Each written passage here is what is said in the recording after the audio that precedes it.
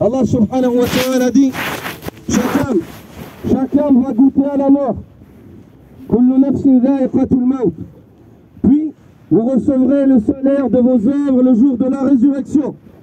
Celui d'entre vous à qui on permettra d'échapper au feu, puis on le fera entrer au paradis, faqad faz, il a certainement gagné.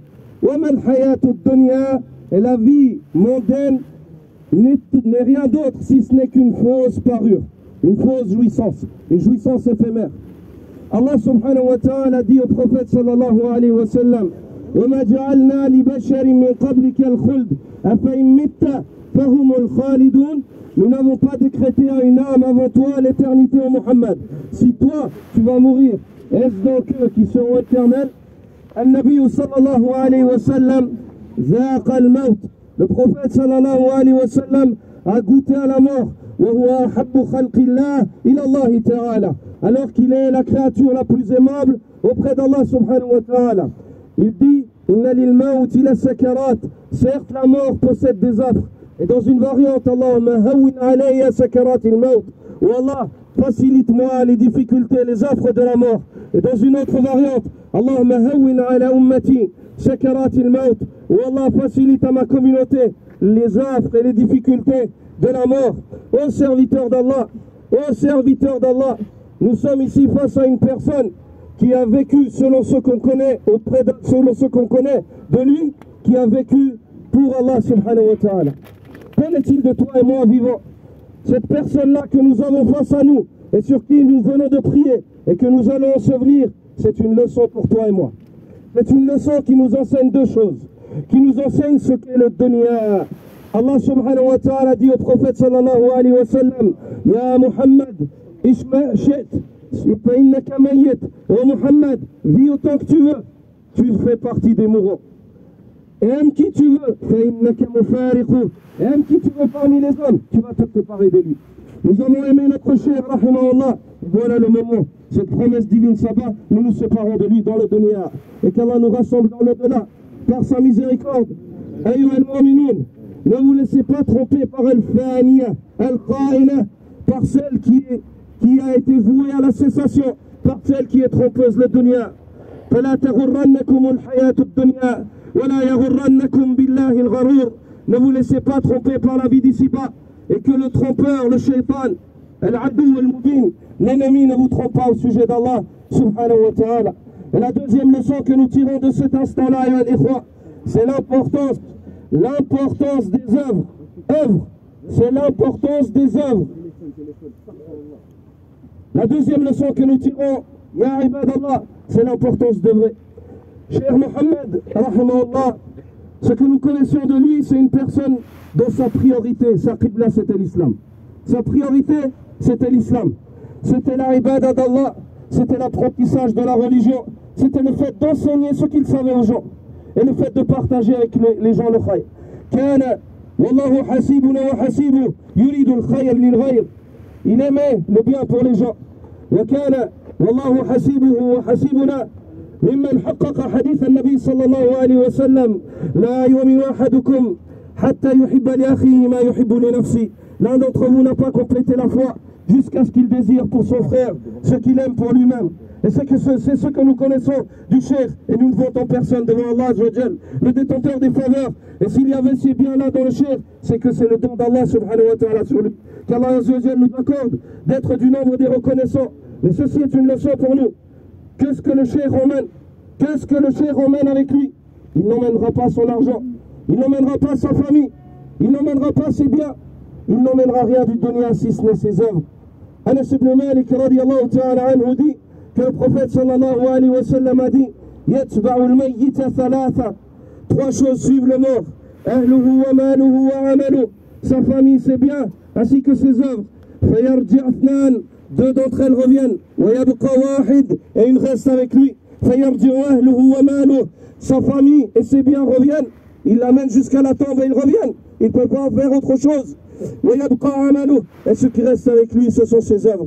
Ce sont ses œuvres aux serviteurs d'Allah. هي الأعمال قال الله عز وجل أحصيها لكم ثم Allah subhanahu wa ta'ala nous évoque que c'est les œuvres qu'il compte. ce n'est pas autre chose. Ce n'est pas ton argent qui va t'accorder une proximité auprès d'Allah. Ce n'est pas ta tribu qui va t'accorder une proximité auprès d'Allah. Ni ta force dans le dunya, ni ton autorité. Il y a l'a'mal, c'est les œuvres qui sont comptées et comptabilisées. C'est ça. Inna aqrabakum indallah atqakum. Le meilleur et le plus proche auprès d'Allah, le plus noble d'entre vous, c'est celui qui est le plus pieux. Aux serviteurs d'Allah, aujourd'hui, la communauté musulmane suisse, de Suisse romande précisément, est en deuil, tout autant que la famille, tout autant que la mosquée. Nous venons de perdre sahibu ilm, une personne qui avait du savoir. Et combien sont peu ces gens-là aujourd'hui? Nous venons de perdre une personne qui avait du savoir, une personne auprès de laquelle les gens pouvaient revenir s'ils avaient une question par rapport à leur prière, par rapport à leur jeûne, par rapport à la lecture du Coran. Nous venons de perdre une source, nous venons de perdre un abreuvoir. Réfléchissez à cela. Cette réflexion doit vous pousser à deux choses. La première, le respect de ceux qui portent le savoir. Et le fait de profiter d'eux avant qu'ils s'en aillent et que le regret soit insignifiant. Et la seconde est l'ikhwa, c'est l'importance du savoir et que vous alliez apprendre. Et que nos jeunes aillent apprendre le savoir, car nous avons besoin d'héritiers. Nous avons besoin que ce savoir continue. J'exhorte ma personne ainsi que mes frères jeunes à l'apprentissage de la science religieuse. Par Allah Azzawajal, la chose qui fait que tous ces gens-là sont rassemblés aujourd'hui, c'est le savoir que cet homme avait et le fait qu'il l'ait mis en pratique et appelé à cela. C'est le savoir que cet homme-là avait et le fait qu'il l'ait mis en pratique et appelé à cela.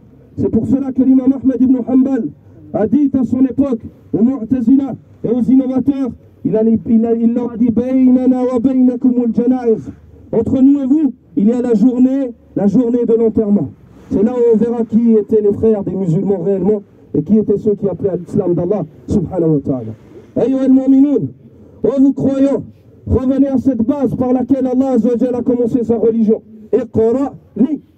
Revenez à cette base autour de laquelle, au sujet de laquelle le prophète sallallahu alayhi wa sallam demande au prophète sallallahu alayhi wa sallam de demander à l'isdiyad. Allah Azzawajal n'a jamais demandé au prophète sallallahu alayhi wa sallam de demander une augmentation de rien, si ce n'est de l'ilm, du savoir. Wa qur rabbi zidni ilma. Et dit, oh mon Seigneur, accrois mon savoir. Allah subhanahu wa ta'ala nous enseigne que le culte de celui qui sait et celui qui ne sait pas ne sont pas pareils. قل هل يستوي الذين يعلمون والذين لا يعلمون. Dis-leur, sont-ils égaux et équitables, ceux qui savent et ceux qui ne savent pas? Ils ne sont pas équitables, ni dans l'obéissance et ni dans le péché. La bonne action du savant n'est pas pareille à la bonne action de celui qui ne sait pas. Et la bonne action et le péché du savant n'est pas pareil en conséquence que le péché de celui qui ne sait pas. Oh vous croyants, rappelez-vous les œuvres de cet homme-là qui œuvrait conformément à la sunna du prophète sallallahu alayhi wa sallam afin de vous motiver à vous accrocher à cette sunna. Car par Allah, aujourd'hui nous l'enterrons, bientôt ce sera notre tour. Par Allah, aujourd'hui nous l'enterrons et bientôt ce sera notre tour. Et il n'y a pas de cela quelques mois où le cheikh lui-même était présent à une janaza à Vevey d'une sœur qui était décédée et il a exhorté. Et il a dit ces mots-là il y a quelques mois de cela. Il a dit bientôt ce sera notre tour. Il y a 2-3 mois de cela, j'étais témoin. Le cheikh a exhorté les gens comme je le fais à cet instant. Il a dit, bientôt, ce sera notre tour. Préparons-nous. Préparez-vous à vous, croyants. Il n'y a pas de place pour être dépassé par les émotions. Il s'agit de faire juger la raison et la foi, la conviction en Allah Azzawajal. Inna lillah wa inna ilayhi raji'un. Nous sommes à Allah et c'est vers lui que nous allons retourner. Nous sommes à Allah et c'est vers lui que nous allons retourner. Et Allah subhanahu wa ta'ala wa arhamu bina min ummahatina est plus miséricordieux envers nous que ne le sont nos propres mères. Le prophète sallallahu alayhi wa sallam a montré une mère à ses enfants qui serrait son enfant après une bataille. Elle faisait partie des sabaya, des prises de guerre. Elle a trouvé son enfant, elle l'a serré contre elle. Elle a commencé à lui donner, à l'allaiter. Le prophète sallallahu alayhi wa sallam dit aux compagnons, pensez-vous que cette femme pourrait jeter son enfant dans le feu? Les sahaba ont dit, si elle peut ne pas le jeter, elle ne le jettera pas. Le prophète sallallahu alayhi wa sallam dit, Allah arhamu bi'ibadihi min hadhihi biwaladiha. Allah est bien plus miséricordieux envers ses serviteurs que ne l'est cette mère envers son enfant. Aux serviteurs d'Allah, aujourd'hui, la terre d'Allah subhanahu wa ta'ala s'est rétrécie d'une partie. Allah subhanahu wa ta'ala dit dans Surat Al-Ra'd, أَوَلَمْ يَرَوْا أَنَّ نَأْتِي الْأَرْضَ نَنْقُصُهَا مِنْ أَطْرَافِهَا. Ne voit-il pas que nous abattons sur la terre, nous attaquons la terre et nous la réduisons de ses parts? Abdullah ibn Abbas dit au sujet de cette ayah dans le tafsir, خرابها بموت علمائها وفقهائها وأهل الخير منها. La terre se voit diminuer lorsque meurent ses savants, lorsque meurent ses jurisconsultes et lorsque meurent les gens du khayr parmi les musulmans. C'est comme ça que la terre se détruit. Et la science, Allah subhanahu wa ta'ala ne l'ôtera pas subitement de la poitrine des hommes, mais il l'ôtera en faisant pas mourir ceux qui la portent. Le prophète sallallahu alayhi wa sallam dit, إن الله لا يقبض العلم انتزاعا ينتزعه من العباد ولكن يقبض العلم بقبض العلماء حتى إذا لم يبق عالما اتخذ الناس رؤوسا جهالا فسئلوا فأفتوا بغير علم فضلوا وأضلوا. Certes Allah n'ôtera pas la science des savants subitement, mais il ôtera la science des savants. Allah n'ôtera pas la science de la poitrine des hommes subitement, mais il ôtera la science en faisant mourir les savants jusqu'à ce qu'il ne reste plus aucun savant. À ce moment-là, les gens prendront des ignorants comme guides spirituels. Ils seront questionnés et répondront sans science. Ils s'égareront eux-mêmes et égareront autrui. Qu'Allah subhanahu wa ta'ala nous rétribue dans le malheur qui nous a frappés et qui nous le remplace par mieux. Qu'Allah subhanahu wa ta'ala nous rétribue dans le malheur qui nous a frappés, qui nous le repasse et qui nous le remplace par mieux. نسأل الله أن يأجرنا في مصيبتنا وأن يخلف لنا خيرا منها فإنه على كل شيء قدير فإنه الأول والآخر والظاهر والباطن وهو على كل شيء قدير. نسأله سبحانه أن يرحم شيخنا رحمة واسعة وأن يتقبل منه وأن يسكنه فسيح جناته. نسأل الله عز وجل أن يجعل الفردوس مأواه ونسأل الله عز وجل أن يجمعنا به في الآخرة في الجنة حول النبي صلى الله عليه وسلم كما جمعنا على طاعته في الدنيا.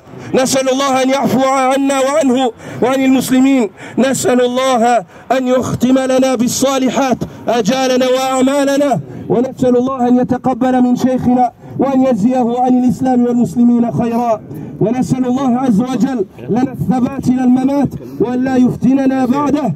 نسأل الله عز وجل الهدى أن يهدينا وأن يسددنا فإنه ولي ذلك والقادر عليه فإنه يسمع كلامنا ويرى مكاننا وهو على العرش استوى على كل شيء قدير. ربنا عز وجل الذي له الأسماء الحسنى والصفات العلى نحن نقر بعقيدة أهل السنة والجماعة كما كان شيخنا يقر بها وهي القول بما قال القرآن وسنة العدنان صلى الله عليه وسلم. نسأل الله أن يحيينا عليها وأن يميتنا عليها فمن مات عليها فهو من أهل الخير وله البشرى في الدنيا والآخرة.